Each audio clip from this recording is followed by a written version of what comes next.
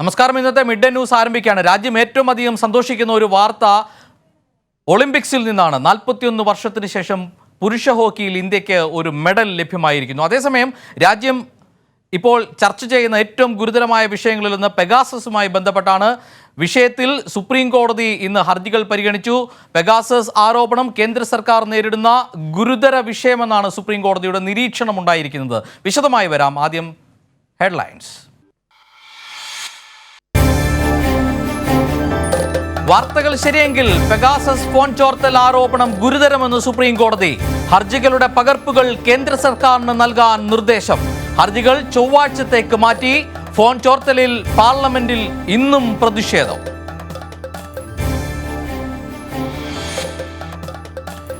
P K കുഞ്ഞാലിക്കുട്ടിക്കെതിരെ വീണ്ടും K T Jameel. Chandrika കള്ളപ്പണക്കേസിൽ Hyderali Shihab തങ്ങൾക്ക് പകരം കുഞ്ഞാലിക്കുട്ടിക്ക് ED നോട്ടീസ് നൽകണം. 600 കോടിയുടെ കള്ളപ്പണം മലപ്പുറത്തെ AR നഗർ സഹകരണ ബാങ്കിൽ ഉണ്ടെന്നും കെ ടി ജലീൽ.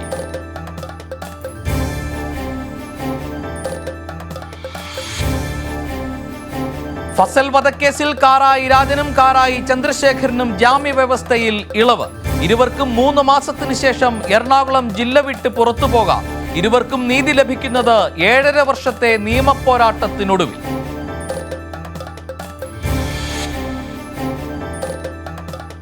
കോവിഡ് വ്യാപനം തടയാൻ പ്രാദേശിക നിയന്ത്രണങ്ങൾ ഏർപ്പെടുത്തണമെന്ന് കേന്ദ്ര സർക്കാർ. അതിർത്തികൾ അടച്ച കർണാടക നടപടി കേന്ദ്ര നിലപാടിന് വിരുദ്ധമെന്ന് മുഖ്യമന്ത്രി. തമിഴ്നാട് അതിർത്തികളിലും കർശന പരിശോധന.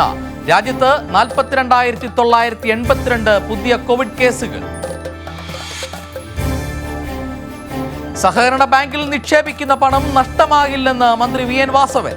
പണത്തിന് ഗ്യാരണ്ടിയുണ്ട്. കരുവന്നൂർ ബാങ്കിൽ നഷ്ടപ്പെട്ട പണം തിരിച്ചുപിടിക്കാനുള്ള നടപടികൾ തുടങ്ങിയെന്നും മന്ത്രി നിയമസഭയിൽ.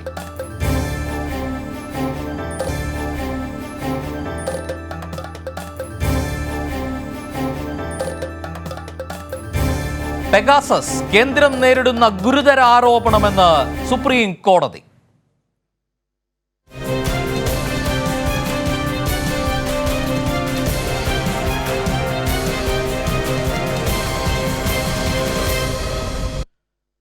പെഗാസസ് ഫോൺ ചോർത്തൽ സംബന്ധിച്ച വാർത്തകൾ ശരിയെങ്കിൽ ആരോപണം ഗുരുതരമെന്ന് സുപ്രീം കോടതിയുടെ നിരീക്ഷണം.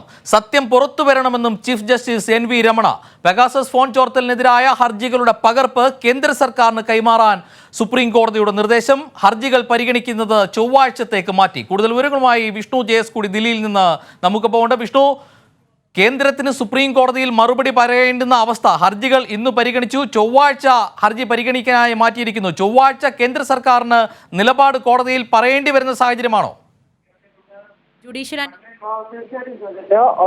ജോൺ പ്രകാശ് MP അടക്കം നൽകിയ 9 ഹർജികളാണ് ഇന്ന് സുപ്രീം കോടതിയുടെ പരിഗണനയ്ക്ക് വന്നത്. ഇന്ന് ഇത്തരം ഹർജികൾ പരിഗണിക്കുമ്പോൾ സുപ്രീം കോടതി വ്യക്തമാക്കിയ ഒരു കാര്യം എന്ന് പറയുന്നത്, നിലവിൽ പുറത്തുവരുന്ന മാധ്യമ വാർത്തകൾ ശരിയാണെങ്കിൽ അത് വളരെ ഗുരുതരമായിട്ടുള്ള പ്രശ്നമാണ്, ആശങ്കപ്പെടുത്തുന്ന ഒരു കാര്യം കൂടിയാണ്. അതുകൊണ്ട് തന്നെ ഇതിന്റെ സത്യാവസ്ഥ പുറത്തു വരണം എന്നതാണ് ചീഫ് ജസ്റ്റിസ് NV രമണ ചൂണ്ടിക്കാട്ടിയത്. അതോടൊപ്പം തന്നെ ഇന്ന് പ്രധാനമായിട്ടും അഭിഭാഷകരൊക്കെ തന്നെ ഒരു നിലപാടെടുത്തത് അന്വേഷണം പ്രഖ്യാപിക്കണമെന്നും അതോടൊപ്പം തന്നെ കേന്ദ്ര സർക്കാരിന് നോട്ടീസ് അയക്കണമെന്നുള്ള ആവശ്യമാണ് അഭിഭാഷകർ ഉന്നയിച്ചത്. പക്ഷേ നിലവിലത്തെ സാഹചര്യത്തിൽ കേന്ദ്ര സർക്കാരിന് നോട്ടീസ് അയക്കാൻ സുപ്രീം കോടതി തയ്യാറായിട്ടില്ല. പകരം എല്ലാ ഹർജിക്കാരുടെയും ഹർജികൾ അത് കേന്ദ്ര സർക്കാരിന് കൈമാറണം, അറ്റോർണി ജനറലിന് കൈമാറണം എന്നൊരു നിർദ്ദേശം സുപ്രീം കോടതി മുന്നോട്ട് വെച്ചിട്ടുണ്ട്. അതിനുശേഷം ചൊവ്വാഴ്ച മുതൽ കേസിൽ വാദം ആരംഭിക്കാനാണ്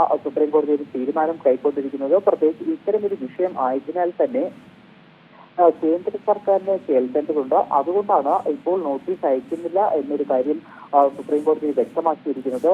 പക്ഷെ ഏറ്റവും പ്രധാനമായിട്ട് കോടതി നിരീക്ഷിച്ച ചില കാര്യങ്ങളുണ്ട്. അത് നമ്മൾ നേരത്തെ പറഞ്ഞതുപോലെ വളരെ ഗുരുതരമായിട്ടുള്ള വിഷയമാണ് ഈ ഫോൺ ചോർത്തൽ എന്ന് തന്നെയാണ് കോടതി നിരീക്ഷിച്ചിരിക്കുന്നത്. ഇതിനു പുറമെ സത്യം പുറത്തു വരണമെന്നും പറഞ്ഞ കോടതി മറ്റൊരു പ്രധാനപ്പെട്ട നിരീക്ഷണം നടത്തിയത്, ഇപ്പോൾ നിലവിൽ 2 സർക്കാരുകൾ പെഗാസസ് ഫോൺ ചോർത്തൽ സംബന്ധിച്ച് അന്വേഷണം നടത്തുന്നുണ്ട്. അതുകൊണ്ട് തന്നെ ഇതിൽ ചില വാസ്തവങ്ങൾ ഉണ്ട് എന്നൊരു കാര്യം കൂടിയാണ് കോടതി നിരീക്ഷിക്കുകയും ചെയ്തത്. എന്തായാലും ഇനി ചൊവ്വാഴ്ച സുപ്രീം കോടതി ഈ ഹർജികൾ വീണ്ടും പരിഗണിക്കുമ്പോൾ കേന്ദ്ര സർക്കാരിന് അവരുടെ മറുപടി പറയേണ്ടി വരും.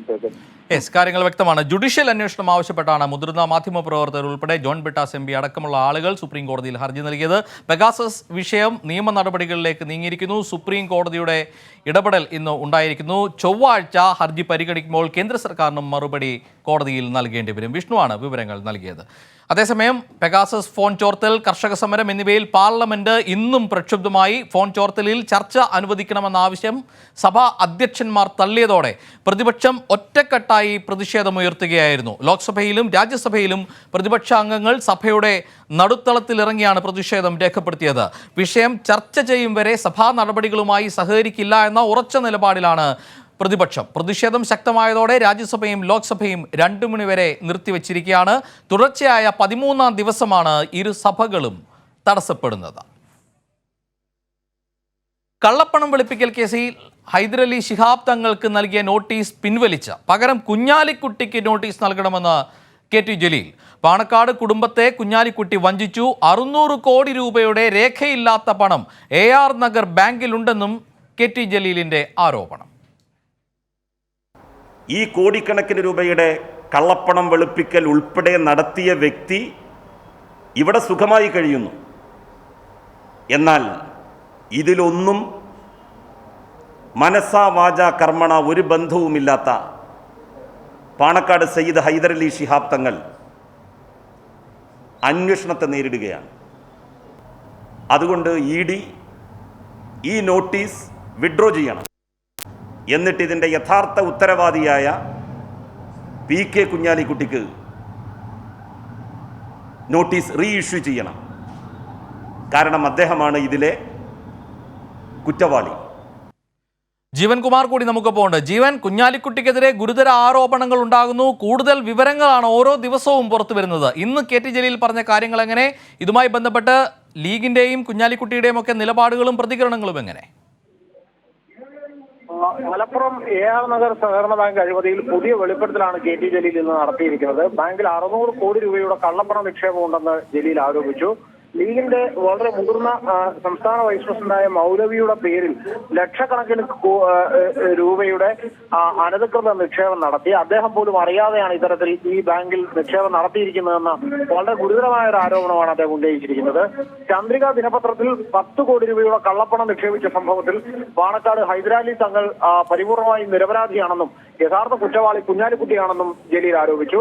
എൻഫോഴ്സ്മെന്റ് ഇപ്പോൾ തങ്ങൾക്ക് അയച്ചിരിക്കുന്ന നോട്ടീസ് പിൻവലിക്കണം, പകരം കുഞ്ഞാലിക്കുട്ടിക്ക് നോട്ടീസ് നൽകണമെന്നും ജലീൽ ആവശ്യപ്പെട്ടു. ചന്ദ്രിക ദിനപത്രത്തിൽ എന്ന പേരിൽ ഗൾഫിൽ നിന്നും 4.5 മില്യൺ UAE ദിർഹമാണ് പണമായി പിരിച്ചെടുത്തത്. ഈ പിരിച്ചെടുത്ത പണം കുഞ്ഞാലിക്കുട്ടിയുടെ മകന്റെ ഖത്തറിലെ കമ്പനി വഴി കേരളത്തിൽ നിക്ഷേപിച്ചതായും അദ്ദേഹം ആരോപിച്ചു. ചന്ദ്രിക ദിനപത്രത്തിലെ ജീവനക്കാരുടെ PF തുക 5 കോടി രൂപയാണ് അടയ്ക്കാനുള്ളത്. UAEയിൽ 6 കോടി രൂപ പത്രം പ്രിന്റ് ചെയ്യുന്ന സ്ഥാപനത്തിന് മാത്രം നൽകാനുണ്ട്. നിരപരാധിയായ പാണക്കാട് തങ്ങൾക്ക് പകരം കുഞ്ഞാലിക്കുട്ടി കുറ്റം ഏറ്റെടുക്കണമെന്നും ജലീൽ ആവശ്യപ്പെട്ടു. എന്നാൽ ജലീൽ ഉന്നയിച്ച ആരോപണത്തോട് കുഞ്ഞാലിക്കുട്ടി പ്രതികരിക്കാൻ കൂട്ടാക്കിയില്ല. ഈ ആരോപണത്തിൽ ഇനി താൻ പ്രതികരിക്കുന്നില്ല എന്നാണ് കുഞ്ഞാലിക്കുട്ടി പറഞ്ഞത്. വ്യക്തമാണ്. ജീവനാണ് വിവരങ്ങൾ നൽകിയത്. വർഷങ്ങൾ നീണ്ട നിയമ പോരാട്ടത്തിനൊടുവിൽ നീതി.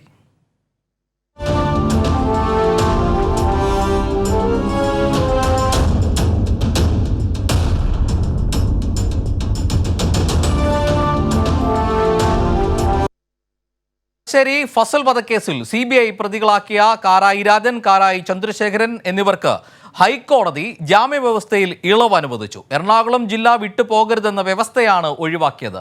നിലവിലെ നിയന്ത്രണം 3 മാസം കൂടി തുടരും. CBIയുടെ ശക്തമായ എതിർപ്പ് തള്ളിയാണ് ജസ്റ്റിസ് അശോക് മേനോന്റെ ഉത്തരവ്. എറണാകുളം ജില്ല വിട്ടുപോകരുതെന്ന വ്യവസ്ഥയോടെയായിരുന്നു 2013 ഇരുവർക്കും ഹൈക്കോടതി ജാമ്യം അനുവദിച്ചത്. ഈ വ്യവസ്ഥയിൽ ഇളവ് തേടി ഇരുവരും ഹൈക്കോടതിയിൽ സമർപ്പിച്ച ഹർജിയിലാണ് ഇപ്പോൾ അനുകൂല വിധിയുണ്ടായത്.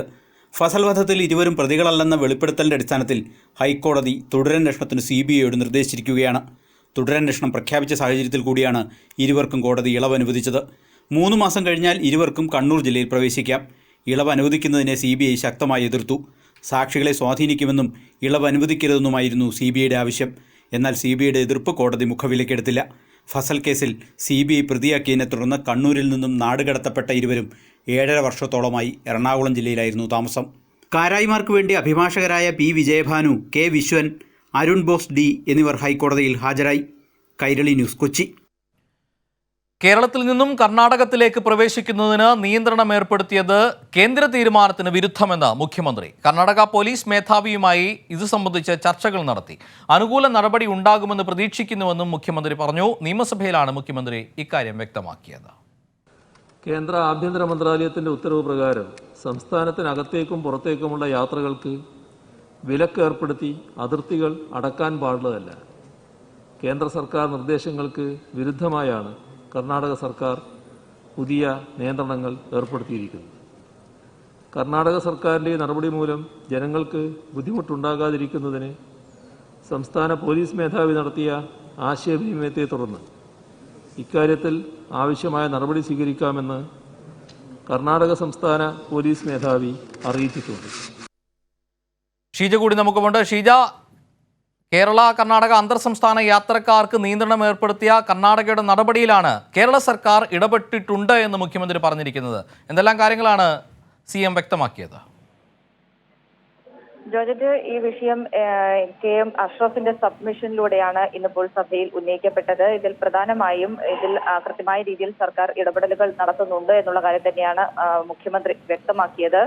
പ്രത്യേകിച്ചും RT-PCR പരിശോധന, അതും 72 മണിക്കൂർ മുൻപുള്ള RT-PCR പരിശോധന നിർബന്ധമാക്കിയിട്ടുള്ള ഈ ഒരു ഘട്ടത്തിൽ അവിടേക്ക് യാത്രയ്ക്കായി എത്തുന്നവർക്ക് പരിശോധനാ സംവിധാനം തലപ്പാടിയിൽ അതിനുള്ള ഏർപ്പാടുകൾ സർക്കാർ ചെയ്തിട്ടുണ്ട് എന്നുള്ള കാര്യം തന്നെയാണ് മുഖ്യമന്ത്രി വ്യക്തമാക്കിയത്. അതോടൊപ്പം തന്നെ നിലവിൽ അവിടെ ക്രമസമാധാന ചുമതലയ്ക്ക് വേണ്ടി കൂടുതൽ പോലീസിനെ നിലവിൽ അവിടെ നിയോഗിച്ചിട്ടുണ്ട് എന്നുള്ള കാര്യവും മുഖ്യമന്ത്രി വ്യക്തമാക്കി. ഉദ്യോഗസ്ഥർ കൂടുതൽ പരിശോധനയിൽ ഇവിടെ കർശനമാക്കിയിട്ടുണ്ട്. ഏതായാലും നിലവിൽ സർക്കാർ ഇതുമായി ബന്ധപ്പെട്ട് കൂടുതൽ ഇടപെടലുകൾ കൂടി നടത്തുന്ന ഒരു സാഹചര്യം തന്നെയാണ്. കാരണം കേന്ദ്ര ആഭ്യന്തര മന്ത്രാലയത്തിന്റെ ഉത്തരവ് പ്രകാരം സംസ്ഥാനത്തിനകത്തേക്കും പുറത്തേക്കുമുള്ള യാത്രകൾക്ക് വിലക്ക് ഏർപ്പെടുത്തി അതിർത്തികൾ അടയ്ക്കാൻ പാടില്ല എന്നുള്ളതാണ്. പക്ഷേ ഇതിന്റെ ലംഘനമാണ് കർണാടക സർക്കാരിന്റെ ഭാഗത്തു നിന്നുള്ള ഈ ഒരു നടപടി എന്ന് പറയുന്നത്. അതുകൊണ്ട് ഇതിൽ ജനങ്ങൾക്കുണ്ടാകുന്ന ബുദ്ധിമുട്ട് തിരിച്ചറിഞ്ഞുകൊണ്ട് നടപടി പിൻവലിക്കാൻ തയ്യാറാകണം എന്നുള്ള കാര്യം ഇതിനകം തന്നെ കർണാടക DGP-യുമായി സംസാരിച്ചിട്ടുണ്ട്. ഇതിൽ അനുകൂല നിലപാട് അവർ സ്വീകരിക്കും എന്നുള്ളതാണ് സർക്കാരിന്റെ പ്രതീക്ഷ എന്നുള്ള കാര്യം തന്നെയാണ് മുഖ്യമന്ത്രി സഭയിൽ വ്യക്തമാക്കിയത്. ജോർജറ്റ്, ഷീജയാണ് വിവരങ്ങൾ കൈമാറിയത്. കോവിഡ് വാക്സിൻ അധിക ഡോസ് സ്വീകരിക്കാൻ അനുവദിക്കണമെന്നാവശ്യപ്പെട്ട് ഹൈക്കോടതിയിൽ ഹർജി. കോവാക്സിൻ സ്വീകരിച്ച കണ്ണൂർ സ്വദേശിയാണ് ഹർജിക്കാരൻ. കോവിഷീൽഡ് കൂടി സ്വീകരിക്കാൻ അനുവദിക്കണം. കോവാക്സിന് അന്താരാഷ്ട്ര അംഗീകാരമില്ലാത്തതിനാൽ വിദേശത്ത് പോകാൻ കഴിയുന്നില്ല. 30-ന് വിസ കാലാവധി തീരുമെന്നും ഹർജിക്കാരൻ. കോവാക്സിന് അംഗീകാരമില്ലെന്ന വിവരം അധികൃതർ മറച്ചുവെച്ചുവെന്നും ആരോപണം. കേന്ദ്ര സർക്കാരിനോട് ഇക്കാര്യത്തിൽ ഹൈക്കോടതി വിശദീകരണം തേടി. വിവരങ്ങളുമായി സാലി മുഹമ്മദ് ശരിയാണ്. സാലി, നിരവധി ആളുകളുടെ ആശങ്കയാണ് കോവിഷീൽഡും കോവാക്സിനും സ്വീകരിച്ചതിൽ ഏതാണ് ഫലപ്രദമായ മരുന്ന്? മാത്രമല്ല, ഇതേപോലെ വിദേശത്ത് പോകുന്നവരെയാണ് അത് ഏറ്റവും കൂടുതൽ ആശങ്കയാക്കുന്നത്. എന്തായാലും ഇത്തരം കാര്യങ്ങൾ കോടതിയിലേക്ക് എത്തിയിരിക്കുന്നു. ജോർജറ്റ്, തീർച്ചയായും അസാധാരണമായ ഒരു ഹർജിയാണ് ഇന്ന് ഹൈക്കോടതിയിൽ എത്തിയിരിക്കുന്നത്. അതിൽ പ്രധാനപ്പെട്ട കാര്യം, ഗിരികുമാർ എന്നൊരു കണ്ണൂർ സ്വദേശിയാണ് ഹർജിക്കാരൻ. അദ്ദേഹം സൗദി അറേബ്യയിൽ ജോലി ചെയ്യുന്നയാളാണ്, പ്രവാസിയാണ്. കഴിഞ്ഞ ജനുവരിയിൽ അവിടെ കോവിഡ് വ്യാപകമായപ്പോൾ അദ്ദേഹം നാട്ടിലേക്ക് വന്നു. ഇപ്പോൾ ഈ 30 വരെ വിസയുണ്ട്. വിസയുടെ കാലാവധി ഈ മാസം 30-ന് തീരും. കോവിഡ് വാക്സിൻ സ്വീകരിച്ചവർക്ക് മാത്രം അവിടെ തിരികെ ജോലിക്ക് പ്രവേശിക്കാം എന്ന് കമ്പനിയിൽ നിന്ന് അറിയിപ്പ് ലഭിച്ചു. പക്ഷേ അദ്ദേഹം ഇതിനിടയിൽ കോവാക്സിൻ എടുത്തിരുന്നു, കോവിഡ് വാക്സിനായ കോവാക്സിൻ എടുത്തിരുന്നു. പക്ഷേ 2 ഡോസും എടുത്തതിന് ശേഷമാണ് ഇദ്ദേഹത്തിന് മനസ്സിലാകുന്നത് കോവാക്സിന് അന്താരാഷ്ട്ര അംഗീകാരമില്ല, സൗദി അറേബ്യ പോലുള്ള രാജ്യങ്ങളിലൊന്നും ഇതിന് അംഗീകാരമില്ല എന്നുള്ള വിവരം. അപ്പോ അദ്ദേഹത്തിന്റെ ഇപ്പോഴത്തെ ആവശ്യം, താൻ കോവാക്സിൻ എടുത്തിട്ടുണ്ട്, രാജ്യത്ത് നിലനിൽക്കുന്ന നിയമം അനുസരിച്ച് 2 ഡോസ് ഏതെങ്കിലും ഒരു വാക്സിൻ എടുക്കാനേ കേന്ദ്ര സർക്കാർ അനുവദിക്കുന്നുള്ളൂ. പക്ഷെ തനിക്ക് കോവിഷീൽഡ് കൂടി എടുക്കണം, കാരണം കോവിഷീൽഡിന് അന്താരാഷ്ട്ര അംഗീകാരമുണ്ട്. ഇതാണ് അദ്ദേഹത്തിന്റെ പ്രശ്നം. ഏതായാലും കോടതി ഇത് പരിഗണിച്ചിട്ടുണ്ട്. മാത്രമല്ല, ഇദ്ദേഹം ഉന്നയിക്കുന്ന ഒരു ആക്ഷേപം, തനിക്ക് അറിയില്ലായിരുന്നു കോവാക്സിൻ അന്താരാഷ്ട്ര അംഗീകാരം ഇല്ല എന്നുള്ള വിവരം. അന്താരാഷ്ട്ര അംഗീകാരം ഇല്ല എന്ന വിവരം യഥാർത്ഥത്തിൽ അധികൃതർ മറച്ചുവെക്കുകയാണ് ചെയ്തത്. ഇത് പത്രങ്ങളിലൂടെ പരസ്യത്തിലൂടെ ഒന്നും പൊതുസമൂഹത്തെ അറിയിച്ചിരുന്നില്ല.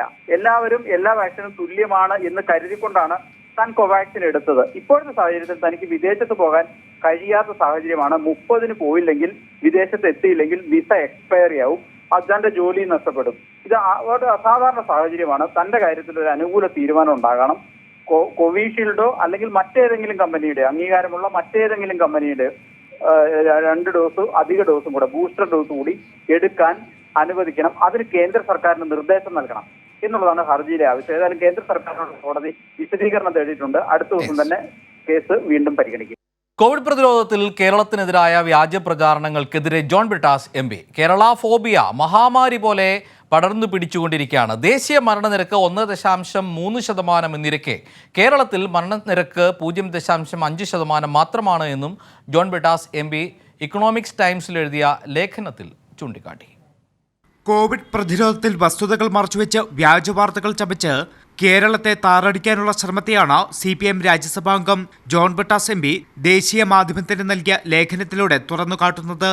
ICMRന്റെ കണക്കുകൾ പോലും കൃത്യമായി പറയാതെയാണ് ചില കേന്ദ്രങ്ങൾ ബോധപൂർവം വ്യാജപ്രചരണം അഴിച്ചുവിടുന്നതെന്നും മരണനിരക്ക് ദേശീയ ശരാശരിയായ 1.3% എന്നിരിക്കെ കേരളത്തിൽ 0.5% മാത്രമെന്നും വലിയൊരു വിഭാഗത്തിന് ഇനിയും കോവിഡ് ബാധിച്ചിട്ടില്ലെന്നും അദ്ദേഹം ചൂണ്ടിക്കാട്ടി. ഒരു തുള്ളി പോലും പാഴാക്കാതെ ഏറ്റവും കൂടുതൽ വാക്സിൻ നൽകിയ സംസ്ഥാനവും കേരളം തന്നെ. കേരളത്തിൽ ഇതുവരെ ഓക്സിജൻ ക്ഷാമം മൂലം ഒരു മരണം പോലും റിപ്പോർട്ട് ചെയ്തിട്ടില്ല. കേരള മോഡലിന്റെ വിജയമാണ് കോവിഡ് പ്രതിരോധത്തിൽ കാണാൻ കഴിയുന്നതെന്നും ജോൺ ബ്രിട്ടാസ് MP ICMRന്റെ കണക്കുകൾ നിരത്തി വ്യക്തമാക്കുന്നു. അന്താരാഷ്ട്ര തലത്തിൽ പോലും വലിയ ശ്രദ്ധ പിടിച്ചുപറ്റിയതാണ് കേരള മോഡൽ. എന്നാൽ കേരള ഫോബിയ മഹാമാരി കണക്കെയാണ് പടർന്നു പിടിക്കുന്നത്. ഒളിമ്പിക്സ് മത്സരം പോലെയാണ് വ്യാജ വാർത്തകൾ നിർമ്മിച്ച് കേരളത്തിന്റെ കോവിഡ് പ്രതിരോധം പാളിയെന്ന് വരുത്തി തീർക്കാനുള്ള തീവ്ര ശ്രമമെന്നും ജോൺ ബ്രിട്ടാസ് MP ചൂണ്ടിക്കാട്ടി. ഇത് ആദ്യമായല്ല കേരളത്തിനെതിരെ ഇത്തരം നുണപ്രചരണങ്ങൾ നടക്കുന്നതെന്നും അദ്ദേഹം കൂട്ടിച്ചേർത്തു. കേരളത്തിനെതിരെ നടക്കുന്ന നുണപ്രചരണം പോലെ 2014 തെരഞ്ഞെടുപ്പിന് മുന്നേ സ്വതന്ത്ര ഇന്ത്യ കണ്ട വലിയൊരു നുണപ്രചരണമായിരുന്നു ഗുജറാത്ത് മോഡൽ വികസനമെന്നും ലേഖനത്തിലൂടെ ജോൺ ബ്രിട്ടാസ് MP ഓർമ്മിപ്പിച്ചു. കൈരളി ന്യൂസ്, ദില്ലി. സഹകരണ ബാങ്കിൽ നിക്ഷേപിച്ച പണത്തിന് ഗ്യാരണ്ടി ഉണ്ടാകുമെന്ന് സഹകരണ മന്ത്രി VN വാസവൻ. സഹകരണ ബാങ്കിൽ NRE നിക്ഷേപത്തിന് അനുമതിയില്ലെന്നിരിക്കെ യഥാർത്ഥ വസ്തുത വ്യക്തമാക്കണമെന്ന് സഹകരണ മന്ത്രിയോട് ജലീൽ ആവശ്യപ്പെട്ടു. പരിശോധിച്ച് മറുപടി പറയാം എന്ന് മന്ത്രിയുടെ മറുപടി. കരുവന്നൂർ ബാങ്ക് തട്ടിപ്പിനിരയായ നിക്ഷേപകരുടെ പണം നഷ്ടപ്പെട്ടില്ലെന്ന് സഹകരണ മന്ത്രി VN വാസവൻ നിയമസഭയിൽ പറഞ്ഞു. പണം തിരിച്ചു നൽകാനുള്ള നടപടി തുടങ്ങി. കൂടുതൽ ക്രമക്കേടുണ്ടായത് 2010-2014 കാലഘട്ടത്തിലാണ്. കുറ്റക്കാരാരാണെന്ന് കണ്ടെത്തിയാൽ ഒരാളെയും വെറുതെ വിടില്ലെന്നും വാസവൻ നിയമസഭയിൽ പറഞ്ഞു. ഇപ്പോൾ കേരള ബാങ്ക് നിലവിൽ വന്നു. ഷെഡ്യൂൾ ബാങ്ക് ആണെങ്കിലും പ്രൈമറി സംഘത്തിന് കേരള ബാങ്കിൽ അഫിലിയേഷൻ ഉണ്ട്. 1. 2, ഈ കാര്യത്തിൽ വ്യക്തമായി ഒരു നിക്ഷേപ ഗ്യാരണ്ടി സ്കീം സഹകരണ വകുപ്പ് രൂപീകരിച്ചിട്ടുണ്ട്. അതിൽ നിന്ന് മുമ്പ് കാലഘട്ടത്തിൽ ഇത്തരം കേസുകളിൽ സഹായങ്ങൾ നൽകിയിട്ടുണ്ട്. ഇപ്പോൾ കരുവന്നൂർ ബാങ്കുമായി ബന്ധപ്പെട്ട് ഈ പ്രശ്നത്തിൽ ഒരു പാക്കേജ് തന്നെ ഉണ്ടാക്കി നിശ്ചയമായും നിക്ഷേപകരുടെ ആശങ്ക അകറ്റാൻ സഹായിക്കുന്ന രൂപത്തിലുള്ള സംവിധാനം ഏർപ്പെടുത്തും. അന്വേഷണ റിപ്പോർട്ട് പൂർത്തീകരിച്ച് കിട്ടിയാൽ ഉടൻ എന്ന കാര്യം വ്യക്തമായി സൂചിപ്പിക്കുകയാണ്. കോവിഡും ലോക്ക്ഡൌണും ഈ വർഷവും സംസ്ഥാനത്തിന്റെ സാമ്പത്തിക സ്ഥിതിയിൽ ഗുരുതര പ്രത്യാഘാതങ്ങൾ ഉണ്ടാക്കുമെന്ന് ധനമന്ത്രി KN ബാലഗോപാൽ നിയമസഭയിൽ പറഞ്ഞു. 2020-2021 ബജറ്റ് എസ്റ്റിമേറ്റിൽ പ്രതീക്ഷിച്ചതിനേക്കാൾ 18.77% ഇടിവുണ്ടായിട്ടുണ്ട്. 2021-2022 റവന്യൂ വരുമാനത്തിന്റെ 40.67% വളർച്ചയാണ് പ്രതീക്ഷിക്കുന്നതെന്നും മന്ത്രി വ്യക്തമാക്കി. മലപ്പുറം AR നഗർ സഹകരണ ബാങ്കിൽ PK കുഞ്ഞാലിക്കുട്ടിയുടെ മകൻ നിക്ഷേപം നടത്തിയ വിഷയം സഭയിൽ KT ജലീൽ വീണ്ടും ഉന്നയിച്ചു. ചോദ്യോത്തരവേള വ്യക്തിപരമായ ആരോപണങ്ങൾക്ക് ഉപയോഗിക്കരുതെന്ന് പ്രതിപക്ഷ നേതാവ് VD സതീശൻ പറഞ്ഞു. NRE അക്കൗണ്ടാണെന്ന് കുഞ്ഞാലിക്കുട്ടി എവിടെയും പറഞ്ഞിട്ടില്ലെന്നും പറയാത്ത കാര്യം വളച്ചൊടിച്ച് പറയരുതെന്നും പ്രതിപക്ഷ നേതാവ് പറഞ്ഞു. പരിശോധിച്ച് മറുപടി പറയാമെന്നായിരുന്നു മന്ത്രി VN വാസവന്റെ പ്രതികരണം. AR നഗർ സർവീസ് സഹകരണ ബാങ്കിൽ തൻ്റെ മകൻ്റെ പേരിലുള്ള NRE നിക്ഷേപമാണെന്ന് ബഹുമാന്യനായ പ്രതിപക്ഷ ഉപനേതാവ് ശ്രീ PK കുഞ്ഞാലിക്കുട്ടി സഭയിൽ നടത്തിയ പ്രസ്താവന വസ്തുതാപരമായി ശരിയാണോ? ആ ബാങ്കിലെ നിക്ഷേപം സംബന്ധിച്ച വിവരം ഇപ്പോൾ എൻ്റെ മുമ്പിലില്ല. അത് പരിശോധിച്ച് മാത്രമേ പറയാൻ കഴിയൂ. കൈരളി ന്യൂസ്, തിരുവനന്തപുരം. ഭരണഘടനയും ജനാധിപത്യവും അട്ടിമറിച്ച് കാശ്മീരിന്റെ പ്രത്യേക പദവി മോദി സർക്കാർ റദ്ദാക്കിയ കറുത്ത ദിനത്തിന് ഇന്ന് 2 വർഷം. അന്ന് മോദി സർക്കാർ പറഞ്ഞ ഒരു വാഗ്ദാനം പോലും നിറവേറ്റിയില്ലെന്ന് മാത്രമല്ല, കാശ്മീരിന്റെ സമ്പദ് വ്യവസ്ഥയ്ക്ക് പോലും കരകയറാൻ കഴിഞ്ഞിട്ടില്ല ഇതുവരെ. ഒരു ജനതയെ മുഴുവൻ അടിച്ചമർത്തി BJP അജണ്ട നടപ്പാക്കുകയായിരുന്നുവെന്ന് വ്യക്തമാകുകയാണ്. വലിയ പ്രതിഷേധമാണ് കാശ്മീർ ജനതയിൽ നിന്നും ഉയരുന്നത്. 2 വർഷങ്ങൾക്ക് മുന്നേ ഇതേ ദിവസമായിരുന്നു ഒരു സംസ്ഥാനത്തെ മുഴുവൻ തോക്കിൻ മുനയിൽ നിർത്തി ഇന്റർനെറ്റും ഫോൺ സേവനങ്ങളും ഗതാഗതവും നിർത്തലാക്കി പുറം ലോകവുമായുള്ള എല്ലാ ബന്ധങ്ങളും വിച്ഛേദിച്ച് കശ്മീരിന്റെ പ്രത്യേക പദവി റദ്ദാക്കിയത്. എന്നാൽ ഭരണഘടനയെപ്പോലും അട്ടിമറിച്ച് ഭരണഘടനാ അനുച്ഛേദം 370 ആർട്ടിക്കിൾ 35 റദ്ദാക്കിയപ്പോൾ മോദി സർക്കാർ പറഞ്ഞ ഒരു വാഗ്ദാനമെങ്കിലും 2 വർഷങ്ങൾക്കിപ്പുറവും നിറവേറ്റിയിട്ടില്ല എന്നതാണ് യാഥാർത്ഥ്യം. കശ്മീരിനെ രണ്ടായി വിഭജിച്ചു. പക്ഷേ എന്തുകൊണ്ട് 2 വർഷമായിട്ടും അവിടെ തെരഞ്ഞെടുപ്പ് നടത്തുന്നില്ല എന്ന ചോദ്യം കേന്ദ്ര സർക്കാരിനെതിരെ ഉയരുന്നുണ്ട്. അടുത്തിടെ കശ്മീരിൽ നിന്നുള്ള നേതാക്കളുമായി പ്രധാനമന്ത്രി നരേന്ദ്രമോദി കൂടിക്കാഴ്ച നടത്തി. തെരഞ്ഞെടുപ്പ് നടത്തിപ്പ് സംബന്ധിച്ച് ചർച്ച ചെയ്തെങ്കിലും ഇതുവരെ ഒരു തീരുമാനത്തിലേക്ക് എത്തിയിട്ടില്ല. കശ്മീരിൽ സമാധാനം കൊണ്ടുവരാനും വികസനം എത്തിക്കാനും ലക്ഷ്യമിട്ടുള്ള തീരുമാനമെന്ന് മോദി സർക്കാർ പറഞ്ഞതും കള്ളമെന്ന് ഇപ്പോൾ തെളിയുന്നു. കശ്മീർ ജനത നേരത്തെ അനുഭവിച്ച സ്വാതന്ത്ര്യം അത്രയും ഇല്ലാതാക്കി. 2 വർഷമായിട്ടും കൂപ്പുകുത്തിയ സാമ്പത്തിക മേഖല ഇതുവരെ കരകയറിയിട്ടില്ല.